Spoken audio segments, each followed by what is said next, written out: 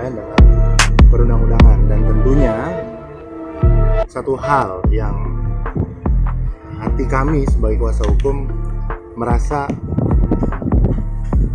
Pancasila dalam hal ini pasal 2 tentang kemanusiaan yang adil dan beradab, kami menilai dan melihat ada ketimpangan.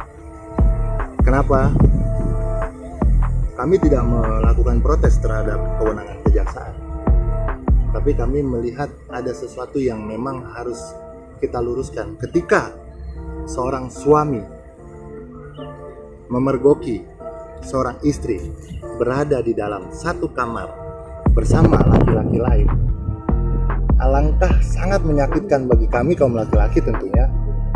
Malah seorang suami yang hari ini menjadi seorang pesakitan ditahan dan diproses di pengadilan. Di mana letak keadilan? Ketika memang keadilan hanya diterapkan dengan kacamata kuda tanpa melihat adab, norma kesusilaan, norma budaya kita, apa yang berlaku di masyarakat ini, kami menjadi sangat prihatin dengan kejadian seperti ini. Dan ini akan menjadi satu presiden buruk bagi siapapun, terutama orang yang akan mempertahankan hubungan keluarganya dalam hal baik. Vicky sebagai laki-laki, sebagai seorang suami, menjaga harkat dan martabatnya, membela kepentingan keluarganya.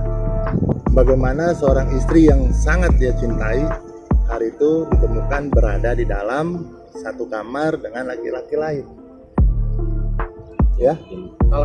Dan ini pada jam-jam malam yang sudah tidak layak, dan memang menurut hemat kami tidak ada satu norma pun yang membenarkan tindakan seorang istri.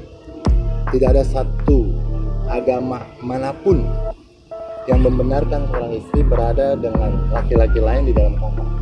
Vicky semata-mata menjalankan haknya sebagai seorang suami, melindungi berdasarkan undang-undang pernikahan, berdasarkan syariat agamanya, melindungi keluarganya, menjaga harga dirinya sebagai seorang laki-laki, sebagai seorang suami. Saya pun merasa khawatir ketika nanti suatu saat ataukah istri saya temukan di dalam ruangan atau di dalam kamar dengan laki-laki lain. Saya tidak bisa berbuat apa-apa. Karena kenapa? Saya takut dipenjara. Karena saya melakukan gerebekan terhadap, memergoki terhadap istri saya misalkan di dalam kamar, ataupun ya kepada masyarakat lain lah. Ini akan menjadi satu presiden buruk, merubah norma, merubah adat istiadat. Kita orang Timur, kita orang Indonesia, kita punya adab. Hukum ditegakkan, kami sepakat, tapi kemudian hukum juga harus mengikuti adab dan norma-norma yang berlaku, terutama moralitas kita sebagai manusia insan yang punya tuntunan budaya maupun tuntunan agama kita.